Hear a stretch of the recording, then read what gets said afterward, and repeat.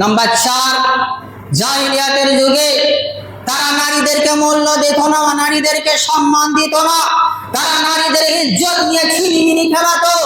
ঠিক তেমনি ভাবে আজ আমাদের বর্তমান সময়ে নারীদেরকে মূল্য দেওয়া হয় না, নারীদের ইজ্জত নিয়ে সম্মান নিয়ে ছিনিমিনি খেলানো হচ্ছে। আজকে একজন নারী ডাক্তারের কাছে নিরাপদে নেই, একজন নারী সে উকিল মাস্টারের কাছে নিরাপদে নেই, একজন নারী সে এমএলএ এমপির কাছে নিরাপদে নেই, একজন নারী সে নেতা মন্ত্রীর কাছে নিরাপদে নেই, একজন নারী সে পাবলিকের কাছে নিরাপদে নেই। কেউ বা কোনো নারীর মাথায় পিস্তল ঠেকিয়ে তার ইজ্জত হরণ করে নিচ্ছে, লুটে নিচ্ছে। কেউ বা কোনো নারীকে মৃত্যুর ভয় দেখিয়ে তার ইজ্জত হরণ করে নিচ্ছে। কেউ বা কোনো নারীকে চাকরি দেওয়ার নাম করে তার ইজ্জত লুটে নিচ্ছে।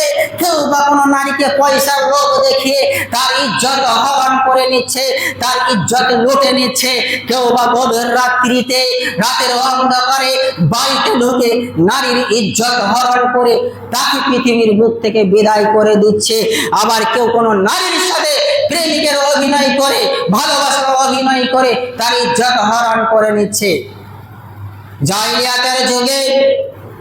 জাহিলিয়াতের যুগে তারা নারীরা বাড়ির সম্মুখে পতাকা টাঙিয়ে রাখতো, আর সেই পতাকা দেখে মানুষ বুঝতে পারত যে এইখানকার মহিলারা, এইখানকার নারীরা টাকার বিনিময়ে, অর্থের বিনিময়ে তার শরীরকে বিক্রি করে দেহ ব্যবসা করে। ঠিক তেমনি ভাবে আজকে মুসলিম ঘরের নারীরা, মুসলিম ঘরের মেয়েরা তার টাকার বিনিময়ে, অর্থের বিনিময়ে, পয়সার বিনিময়ে বেশ্যালয়ে কাজ করছে, পতিতালয়ে কাজ করছে। কেউ বা গোপনে করছে, কেউ বা প্রকাশ্যে করছে, আবার কেউ মোবাইলে ভিডিও বলে নিজের শরীরটাকে দেখিয়ে টাকা ইনকাম করছে। আবার কেউ নিজের শরীরের নগ্ন ছবি তুলে ফেসবুকে পাঠিয়ে দিচ্ছে। এটাই হলো জাহিলিয়াত। অথচ নবী সাল্লাল্লাহু আলাইহি ওয়াসাল্লাম বলেছেন, বাইনা আনা নাইম, একদা এক রাত্রিতে আমি ঘুমিয়েছিলাম,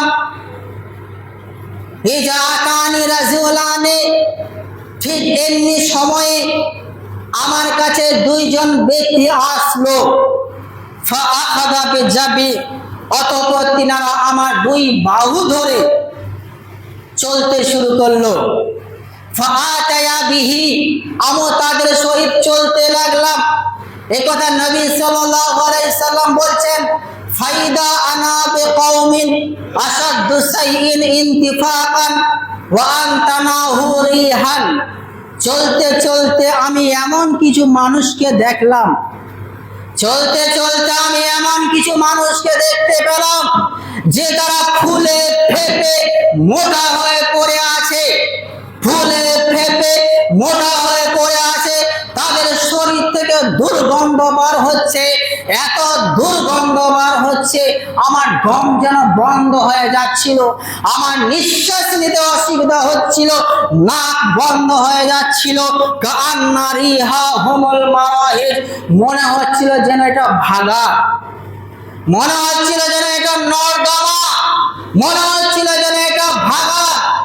এই দৃশ্য দেখার পর নবী সাল্লাল্লাহু আলাইহি ওয়াসাল্লাম বলছেন, ফেরেশতা জিবরিল আমিনকে জিজ্ঞাসা করলাম যে এরা কারা, যারা ফুলে ফেটে মোটা হয়ে পড়ে আছে, যাদের শরীর থেকে দুর্গন্ধ বার হচ্ছে, এরা কারা?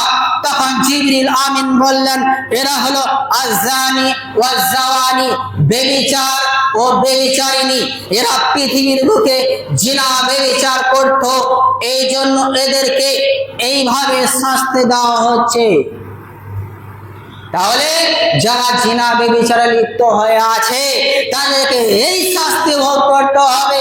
অতএব যুব সমাজকে বলবো, আজকে বড় দুঃখের বিষয়, এই যুব সমাজ আজকে জিনার সাথে লিপ্ত হয়ে গেছে। আজকে রাস্তাঘাটে জিনাবে বিচার চলছে, আজকে অলিতে গলিতে জিনাবে বিচার চলছে, আজকে আজারে বাজারে জিনাবে বিচার চলছে, পার্কে জিনাবে বিচার চলছে। আজকে একজন যুবক একজন যুবতী চার দেওয়ালের মাঝে ঘরের ভিতরে গভীর রাত্রিতে তারা মোবাইলে একে অপরকে দেখে জিনাবে বিচার করছে, তাদের মধ্যে জিনাবে বিচার চলছে। এই জিনাবে বিচার ব্যাপক হারে বিস্তার লাভ করেছে, আর এটাই হলো জাহিলিয়াত।